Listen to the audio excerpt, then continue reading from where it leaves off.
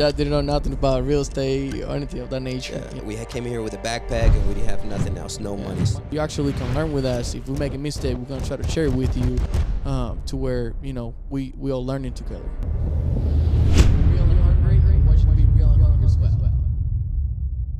Welcome to the Real and Hungry podcast, where we are going to dive into the world of real estate investing for beginners. And the reason why I said beginners, because I'm here with my main man, Miguel. Yo. My name is Brian Da Silva, and we're just getting started into this journey. We've been into it for about a year, so we want to share real life experiences to talk about the highs, the lows, the challenges, and the victories. So with further ado, this is our first episode. So on our first episode, we want to focus on talking about our first ever real estate deal. So we're going to talk about how we got it, how much we paid for it, what we learned from it, and what we were doing when we were able to buy that first deal. But first, before we get into that, I want to introduce my guy Miguel and just let him tell you guys a little bit about himself. Well, man, that was a great introduction. Thank you. No, man, I'm really happy that we're doing this, and just dive into it right away. Well, my name is Miguel, and I'm from Cuba. Came to the States 2011 with my family, and it's been a blessing to us. Great opportunities. Really happy to be here and take advantage of those opportunities now. Started at high school 4 years, went 2 years and a half in college. Realized it wasn't for me. Been selling cars since 2020, and have developed really good sales skills in there, and have allowed me to get really good opportunities from it. And right now in 2021, dive into real estate, and it's been great to me. I like it, man. I like it. I like it. That's good. So a little bit about me. So my name is Brian Da Silva. I was born and raised in Venezuela. My family brought me here when I was 14 years old, 1999. I've been in Kentucky ever since then. And, my background is when I was 18, fresh out of high school, I had to make money because I was going to have my firstborn, and I just started selling cell phones. And that's kind of how I got introduced into sales. I was lucky enough to be with that company for about 14 years and kind of grow, in the ranks. But 3 years ago, they completely let go of our entire organization, 500 people. And I had no choice but to make a decision whether I was going to go back into the telecommunications industry or I was going to pivot. I was talking to my wife, and I applied for a really high role within the company that bought the company that I was with, and I didn't get it.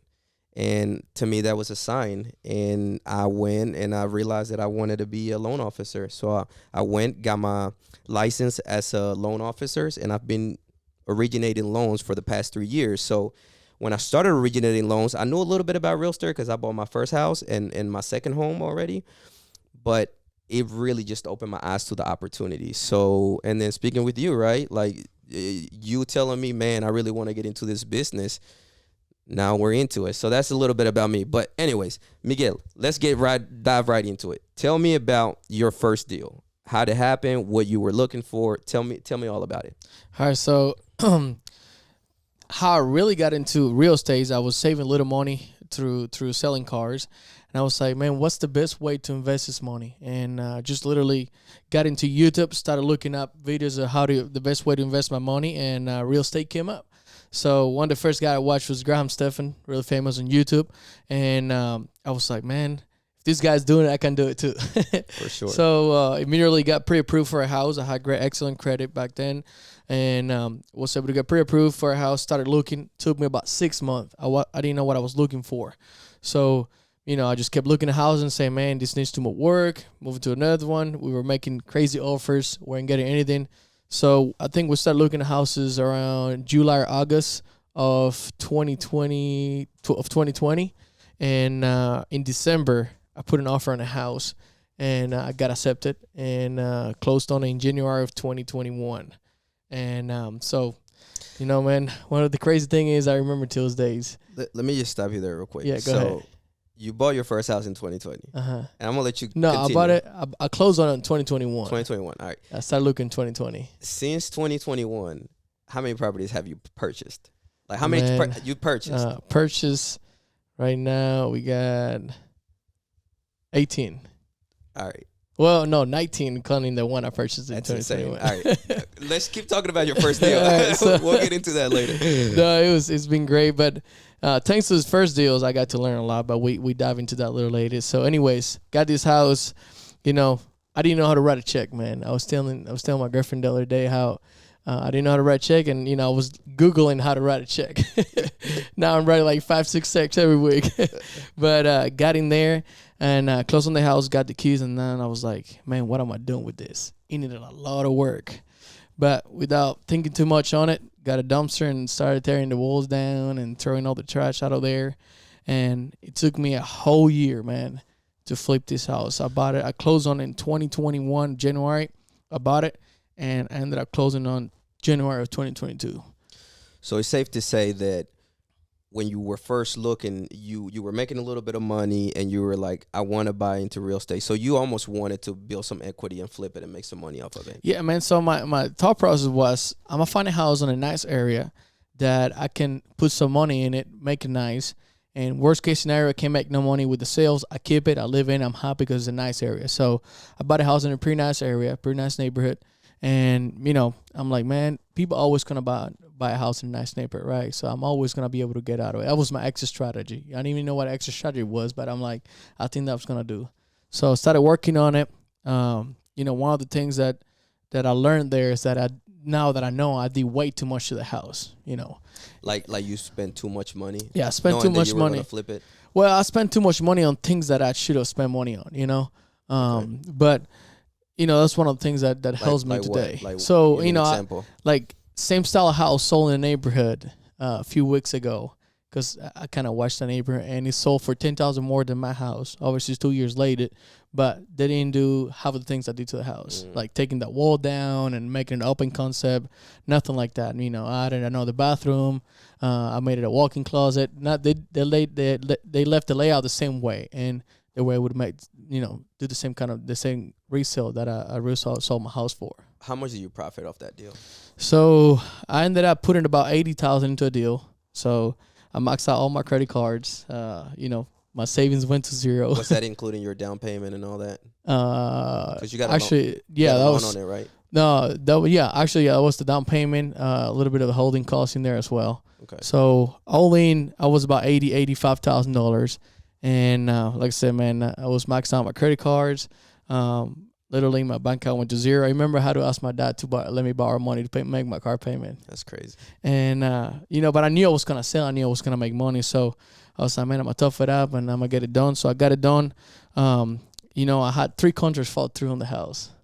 So I put it on the market, got an offer, get it on the contract, do inspection. I did the things that they require me on the inspection. Personally came in $23,000 short. Ooh, I'm like, dude, I'm going to lose my ass on this house. So, I was like, man, I fought it. And I said, man, I can't do this. So, I didn't took that contract, put it back in the market. Got 2 contracts. One guy backed out after the inspection. And the other contract, went through. And the house appraised for $330,000. So, he had appraised for $223,000 before, $323,000. And I had it on the market for $340,000. So, I took $10,000 off. In the world that I live in, I see this all the time. So the first appraisal came in at $323,000, and then the second one came in at $330,000. Well, with a different contract. Right, but that was probably within 2-3 weeks. Yeah. That's crazy, and that happens all the time. Sometimes when these appraisers goes out and do an evaluation of the home, we really don't know what we're going to get. And I tell people that it's kind of like a Christmas gift. You're kind of waiting, excited, but it could be a crappy Christmas gift or it could be a really nice Christmas gift. That's true. So I didn't give up and ended up closing on it in January, like I said, and ended up profiting about $25,000 to $30,000. Okay. So got all my money back and made $25,000 to $30,000. If you could do that house all over again, what would you've done differently? I wouldn't have bought it for the price of buying. I would have bought it for way less, Okay. Yeah. But I mean, it was end of 2020, beginning of 2021. Prices were going up. Things were changing rapidly, in the real estate market. And, I think I did it right at the time because actually the house appreciated in that year.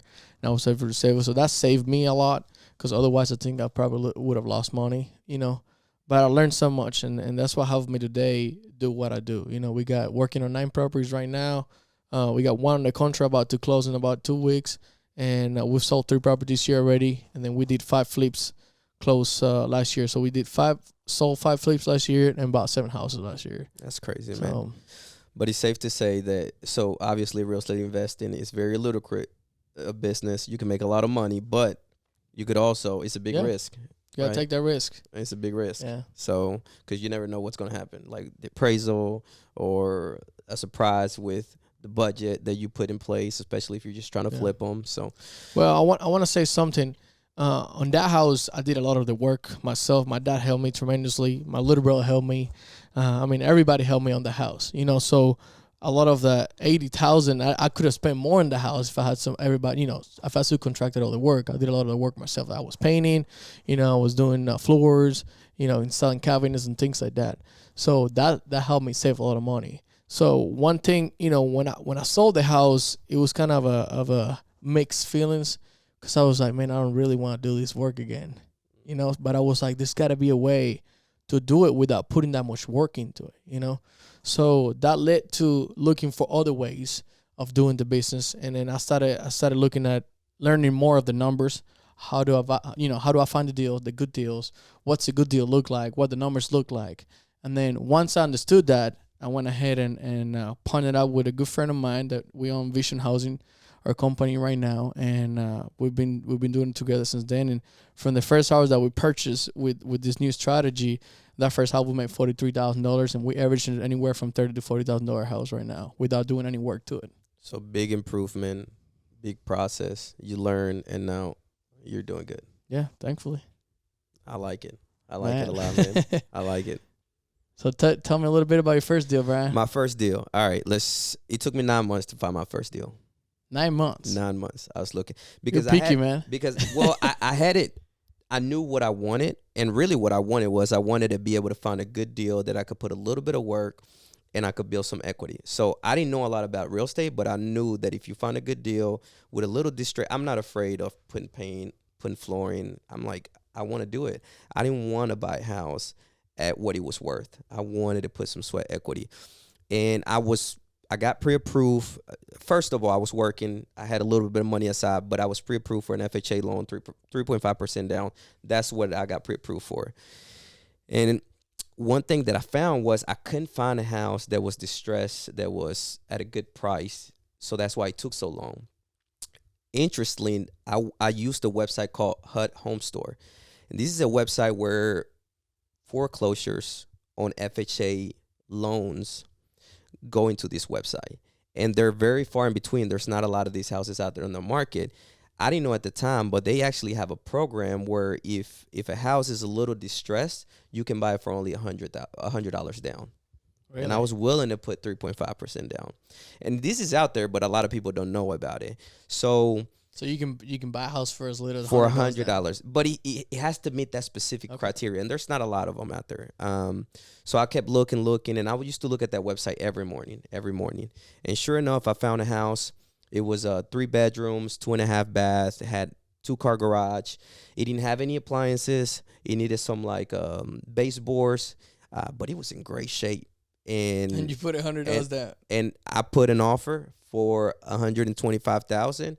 And I bought it. I put $1,000 deposit, right, which I got that back, but the down payment was only $100. Is that crazy? Man, this guy's persistence right here. But it took 9 months, and my wife was like, I mean, when are we gonna buy a house? And I was like, I know what I want, and if I'm patient enough, but I'm ready, right? Like if I'm ready and I'm patient enough, I'm gonna find it. And it's true. It came on the market. We put in an offer the same day, and then we got it because not a lot of people were going through that website, right? So there was not a lot of competing offers, and it worked. What I learned from it was that sometimes, one, you have to be ready. You got to have your good income coming in. You got to have a little bit of money saved aside, and you got to have good credit. If you want to just your first time buying a home, right? Just try to be ready and be prepared. Talk to a lender. I did have a good lender on my side back then, way before I knew about this industry, and then I was just patiently. I was waiting. I knew what I wanted. I wanted to make the right move. I try to be very calculated with everything that I do, and I did. So 3 years later, I sold that house for $206,000 Man, and made close to 80 grand. it's great. And I only invested probably about 5 to 10,000 in almost a 4 year period.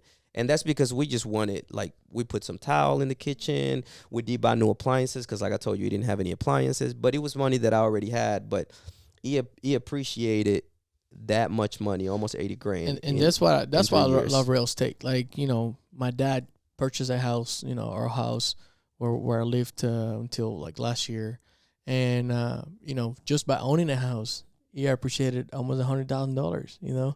So now he's using that equity to invest into real estate. Using some of what I've learned. And I mean, him and my brother doing really good on the first house, but we'll get into a little bit of that later. But I mean, just buying a house, just buy a house. Yeah. If you got decent credit, you got a little bit of money, buy a house, 3.5% down. It doesn't matter where it's at; it's always going to appreciate, and it's going to be a great opportunity in the future for you. So definitely buy a house.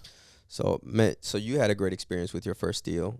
I had a great experience. And by the way, just to put this, I bought that first deal in, I said 125,000, and there's really not a lot of houses for that amount. So I need to put things in perspective. When I bought that house, that was in 2013, and then I sold it in 2017, at the beginning of 2017, and then I used that money, and I almost literally did the same thing. Here's what's crazy, man.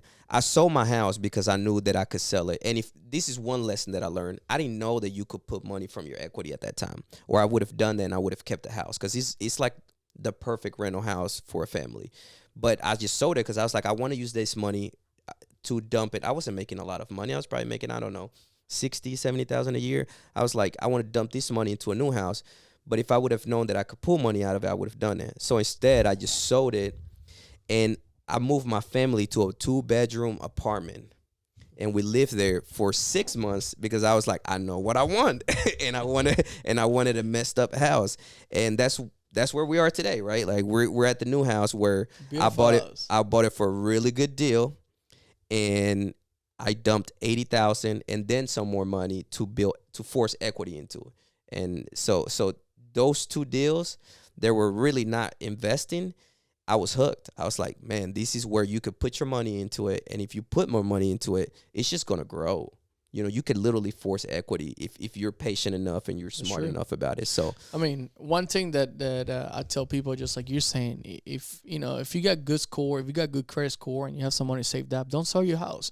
It's better if you sell your house, there's going to be some expensive with the sale of the house, and you're losing that money. If you keep that house, you can leverage with that money and potentially buy more real estate or getting to invest in real estate while you keep another property.